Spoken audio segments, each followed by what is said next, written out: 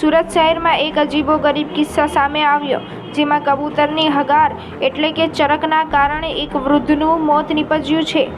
જાણીને નવાઈ લાગશે, પણ આ કિસ્સામાં સાચે જ વૃદ્ધની મોત પાછળ કબૂતરની ચરક જવાબદાર હોવાનો ઘટસ્ફોટ થયો છે.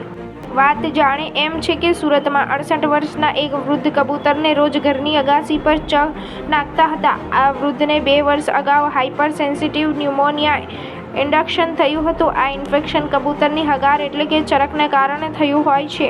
આ વખતે એ ઇન્ફેક્શન વધી ગયું અને ફેફસા ફેલ થઈ ગયા. ડૉક્ટરના જણાવ્યા અનુસાર ધીમે ધીમે ઇન્ફેક્શન વધવા સાથે ઓક્સિજનનું લેવલ ઘટતું જાય છે.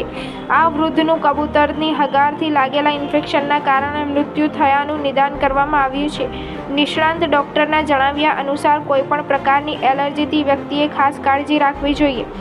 તેમને કબૂતરની હગારમાં રહેલા બેક્ટેરિયાથી ઇન્ફેક્શન લાગવાનું જોખમ વધુ હોય છે.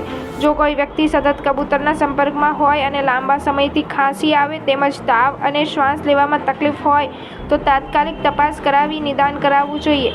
સમયસર નિદાન થાય તો ઇન્ફેક્શન જીવલેણ બનતું નથી.